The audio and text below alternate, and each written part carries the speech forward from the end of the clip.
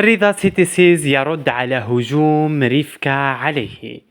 كل الكلام اللي قاله ريفكا في برنامج على قناة الحياة على مسلسل المهاجر وعلى رضا سيتيسيز يخرج عن صمته ويرد عليه بكلمات جد ثقيلة. السلام عليكم ورحمة الله وبركاته.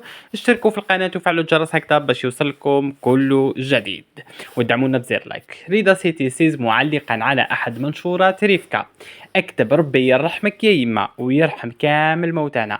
كي خدمتها من قلبي وكي كنت نكوتشي فيك على بالي واش كنت ندير. المهم خرجت منك اللي ما قدر حتى واحد يخرجوا منك ومازال راح نهبلهم في الحلقات الأخيرة.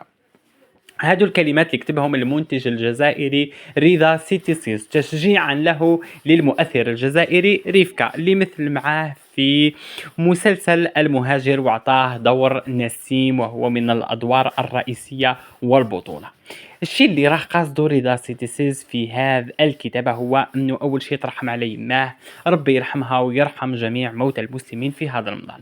وقال أنه هو لما كان يخدم أمه خدمها من قلبه، يعني هذا الشيء اللي هو وجه من خلاله رسالة العقوق الوالدين اللي دارها ريفكا في دور نسيم في مسلسل المهاجر. وقالوا كي كنت نكوتشي فيك كان على بالي واش كنت ندير. يعني هو لما يجي رضا سيتيسيس قصده انه كل الادوار اللي يبدها في مسلسلاته ولا المسلسلات اللي يديرها ولا السيناريوهات اللي يتبناها وينتجها دائما لازم تحمل رسالة يعني مؤثرة ورسالة تفيد المجتمع. كما شفنا مسلسل المهاجر عالج عدة قضايا: المرأة اللي ما تجيبش الأولاد، المرأة المطلقة، الدراري، والعديد من القضايا. يعني صراحة من المسلسلات الرائعة اللي أنتجتها التلفزيون الجزائري، يعني من المسلسلات الجميلة في الدراما الجزائرية. فهذو هما كلمات رضا سيتيسيز اللي شجع بهم ريفكا.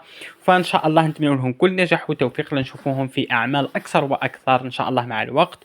وان شاء الله يجي وقت ونشوفوا الانتاج الجزائري مش فقط في رمضان ويكون على طول العام. واكيد نتمنى كل نجاح والتوفيق لريفكا كممثل، ونتمنى ايضا كل نجاح والتوفيق لرضا سيتيسيز كمنتج، وديما تكون اعماله ومسلسلاته ناجحه وتكون بنفس المستوى. هذه الخطره شفنا المهاجر، ممكن العام الجاي يجيب لنا مسلسل بسيناريو جديد وبمعاني جديده.